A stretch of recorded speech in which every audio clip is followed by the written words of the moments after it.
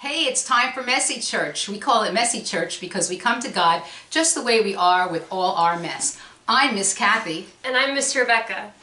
Have you ever seen the TV show Mr. Rogers' Neighborhood? Or maybe Daniel Tiger's Neighborhood. If you have, then you know the song, Won't You Be My Neighbor?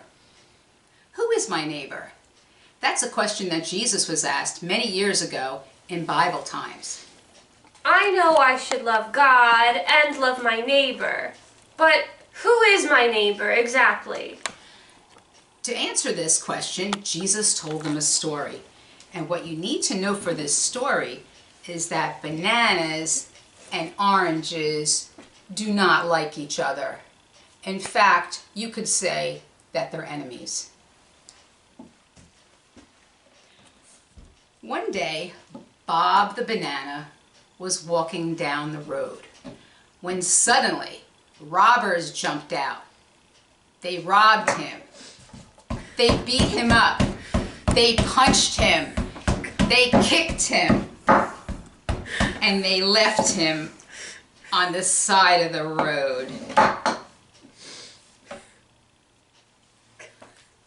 Bleeding. Poor Bob. Then a priest came by. Oh, surely he'll help me. But the priest looked at him and he was just way too important to be bothered. He crossed to the other side of the road and he just kept going. After a few minutes, a priest's helper came by and Bob thought, surely he'll help me. but no, the priest looked at Bob and he could see that he was hurt, but he had a meeting to go to. He's too busy and he just kept going. Then Bob heard some footsteps and he could see off in the distance was one of those nasty oranges. Oh no, I'm in trouble. He'll probably hurt me even more. He'd never help me. But much to his surprise, Sam the orange helped Bob. He bandaged up his wounds and he took him to an inn and he gave the innkeeper some money and he said, please take care of this banana and if I owe you any money I will come back and pay you. And before long, Bob was as good as new. That was the end of Jesus' story.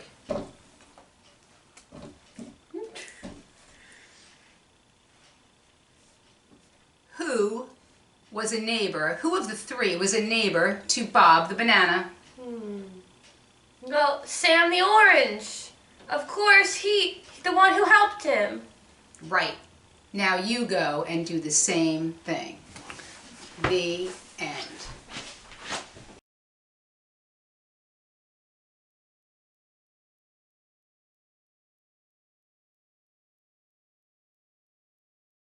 Okay, so now we're going to dig into our Messy Church bags and get into some of the crafts. All right, so well, first of all, we have the Good Samaritan storybook, so you can read over the story at home.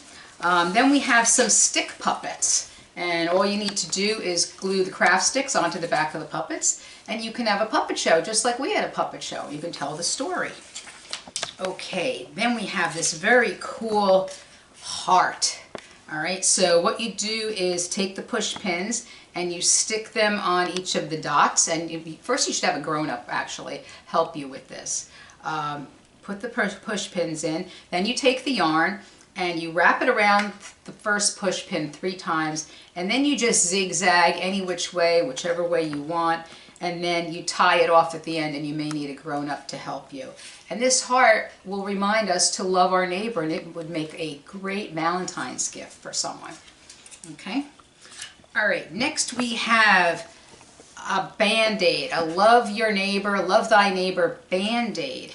So what you need to do for this one is there are 2 pieces of paper, and first you're going to cut the corners to round them off. Then you're going to take the top piece of paper and you have to fold it in half.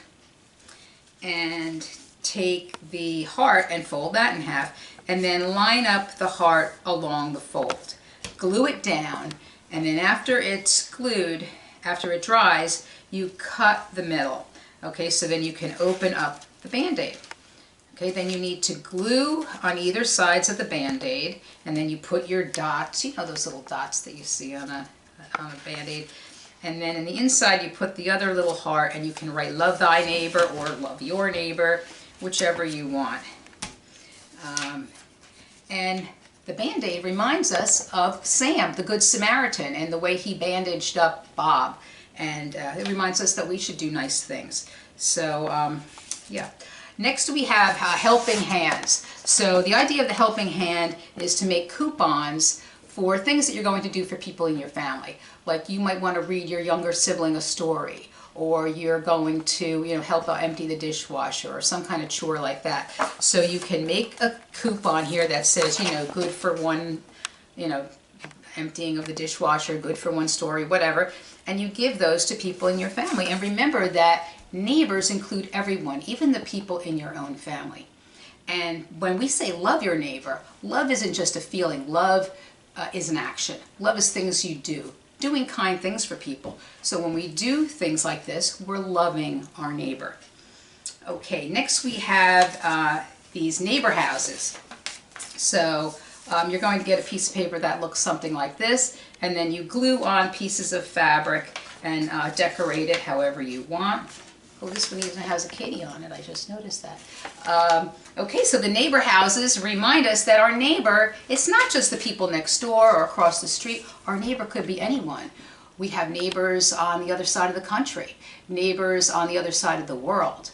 They could be people who are different than us, people from different cultures, different skin tones, different abilities. We're all neighbors, so we have to love all our neighbors and do nice things for them. Okay, next we have a board game. You guys can play that when you have a chance. What else? We have snacks and some other surprises in the bag, and that's about it. So from all of us at the Messy Church team, have a great Valentine's Day. God bless.